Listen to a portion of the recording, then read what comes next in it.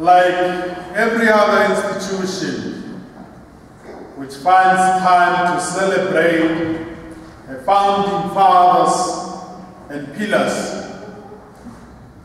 today the Church as an institution celebrates her own known pillars upon which the Church was built. Saints Peter and Paul are actually the two pillars of the Church because of the great roles they played in the establishment of the Church, which is today, especially Rome, the headquarters of the Catholic Church. You may ask yourself why this church is called the Roman Catholic Church. Why is it not said? Because the church started in Jerusalem. It is that because at that time Rome was considered to be the center of life, of the whole world, not life, of the whole world. But what is important about Rome is the fact that it is the city of the martyrdom of these two apostles, great apostles, that we are remembering today. Peter was crucified because he was not a Roman citizen. And therefore, Paul could not be crucified because of the fact that he was a Roman citizen. He enjoyed certain privileges. He couldn't. Only non-Romans were crucified. And that is why he was slain by the sword.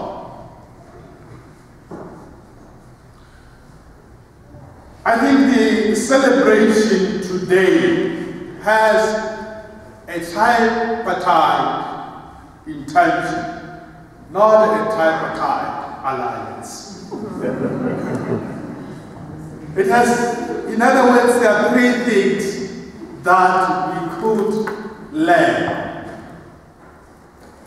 The first intention, of course, is to honor and remember them for the great roles they played in the church, especially in honor of their martyrdom.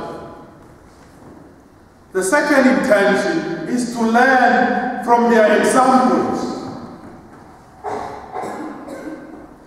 And the third intention is to ask for their saintly intercession.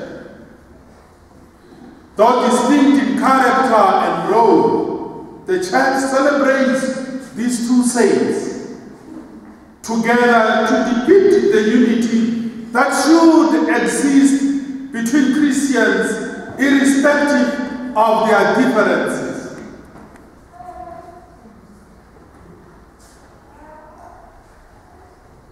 Peter was chosen, as we have heard in the Gospel this morning, was chosen by Christ to be the rock.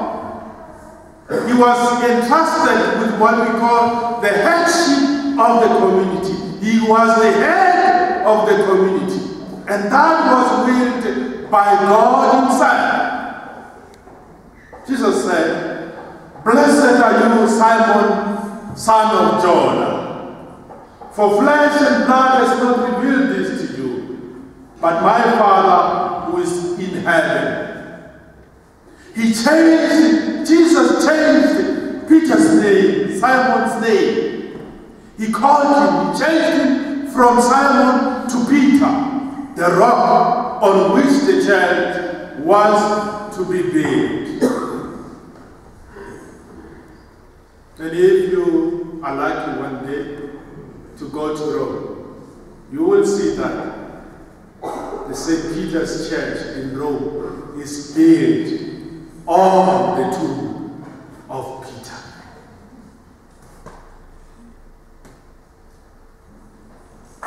Not only did Peter built the church by his leadership and all that.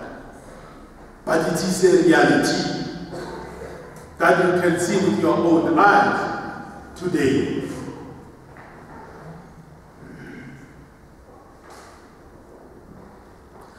But not only that, Peter knew the Lord very well. And that is why today he's able to confess him. But Jesus tells him that, Peter, it is not out of your own doing that you are able to tell me who I am. Because it is through the inspiration that comes from God. Who do you say that I am? Simon Peter replied, you are the Christ, the Son of the living God. What is different about this God prophesied, proclaimed by Peter, is the fact that he is a living God. He is not dead.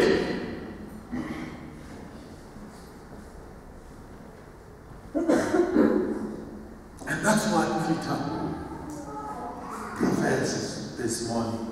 You are a living God. And Jesus in turn declared him the rock upon which he will build the church.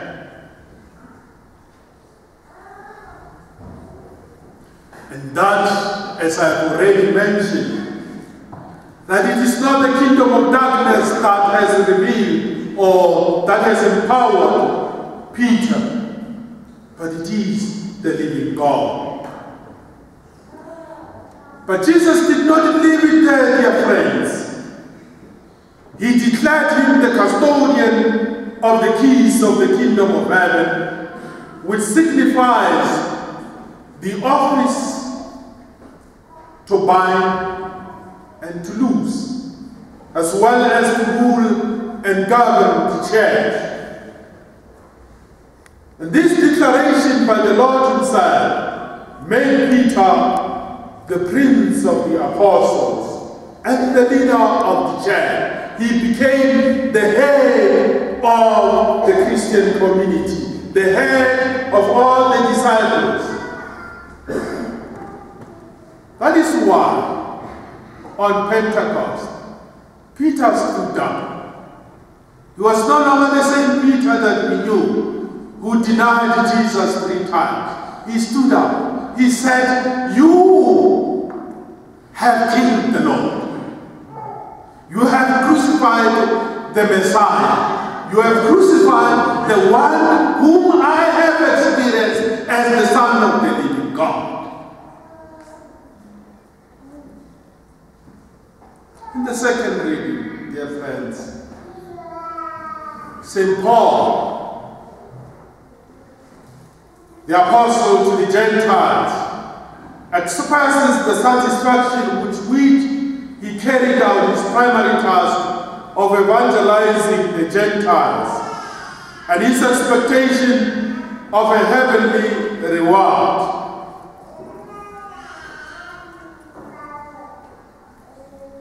Listen to what Paul says in our second reading, although we took the second reading of the Mass of the Virgin.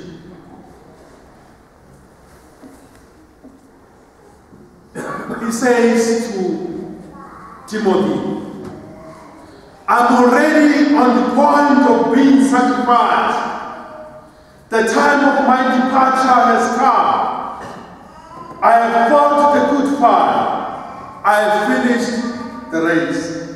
I have kept the faith. Dear Father,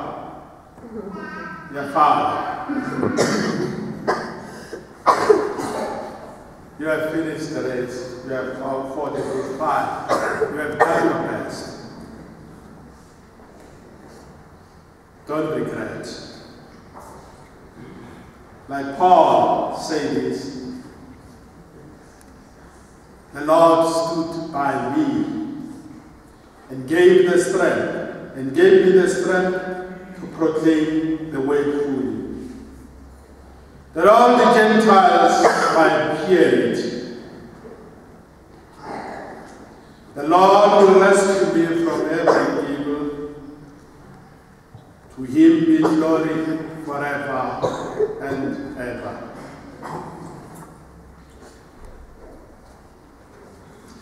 While Peter governed the church, dear friends, Paul taught the church. And for these roles, they were both crowned with martyrdom. And we remember and honor them today. They had their own differences. Paul had to challenge Peter because Peter was brought up more in had a Jewish background. But Paul, who had gone out to preach the gospel to the Gentiles, had met other people who actually changed his way of thinking. Actually, Paul was supposed to be more of a traditionalist than Peter, because it was whilst on his way to Damascus to hunt for those who believed in the Lord that he got the revelation that he has been chosen by Christ to be the proclaimer of the gospel. And he says it himself, I'm a Jew myself. I was taught by a great rabbi, Gamaliel. So he knew, but he allowed the Lord to change him. And several times he challenged Peter. But of course, one thing that is so clear about both Peter and Paul was their love for the Lord. That's the first lesson that we can learn from them. Both of them loved Jesus. And we too need to love Jesus. In the midst of their differences and all these, they both understood that they had a role to play.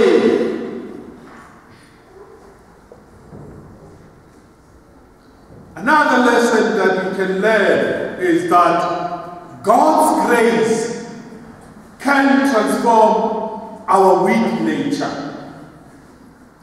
Peter and Paul were weak in the church.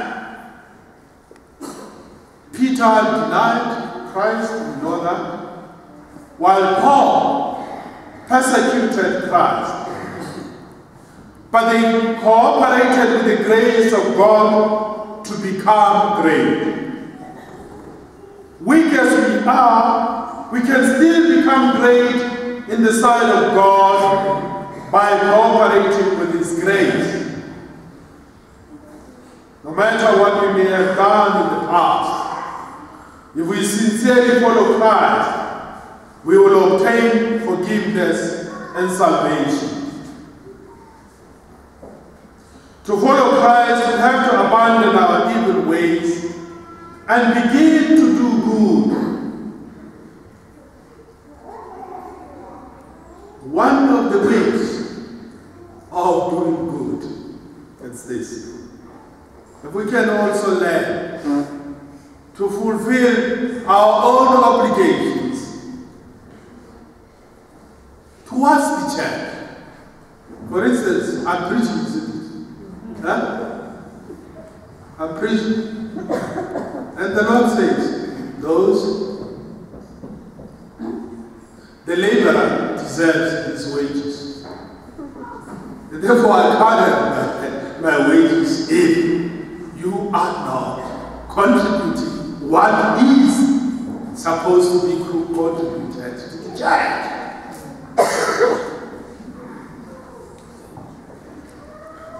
I have already mentioned that Peter was a conservative leader, but Paul also was a charismatic preacher.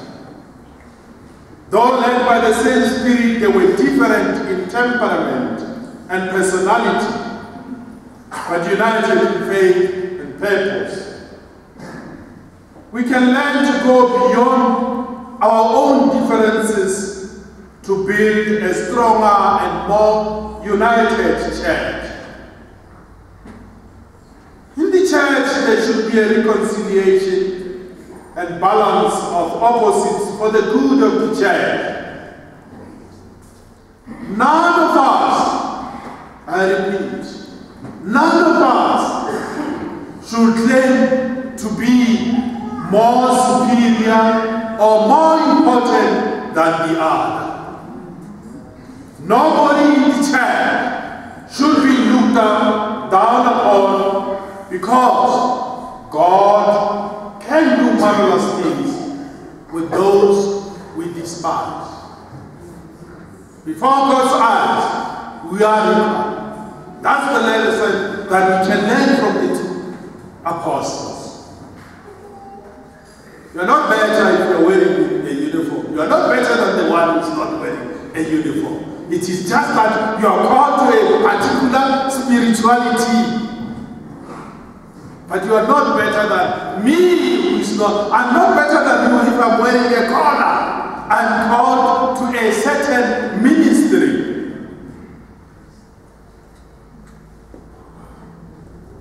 We are apostles to the modern world. And therefore we have to request for their intercession to help us to be successful as they are. In the reading this morning, actually we were supposed to hear about Peter miraculously being released from prison. Why was Peter released from prison? It was not because the Lord had chosen him to be the leader of the church, but because of the prayers of the faithful who were outside. So we too can be miraculously assisted in our mission of witnessing to the gospel through the intercessions of the other faithful who are here with us, through the prayers of other members of the community. We have various challenges that are facing us and which we can't carry alone ourselves, that we need the prayers of the others. And that is why you come to us, Father, pray for me. That's my task, to pray for you. So, therefore, dear brothers and sisters, the feast of today should encourage us to remain resolute even in the face of danger, because the saints are always interceding for us to God. God listens to their prayers, and He does not abandon His own.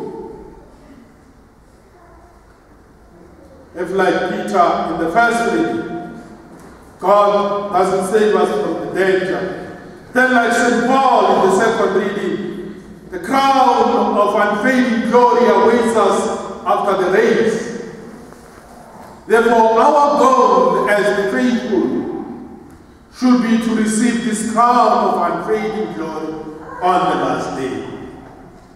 Therefore, as we celebrate these two great saints, let us not lose hope, because they are what they are. And we can become what they are because of God's grace. But what we need to do is to persevere in faith as they did. May Saints Peter and Paul pray for each and every one of us.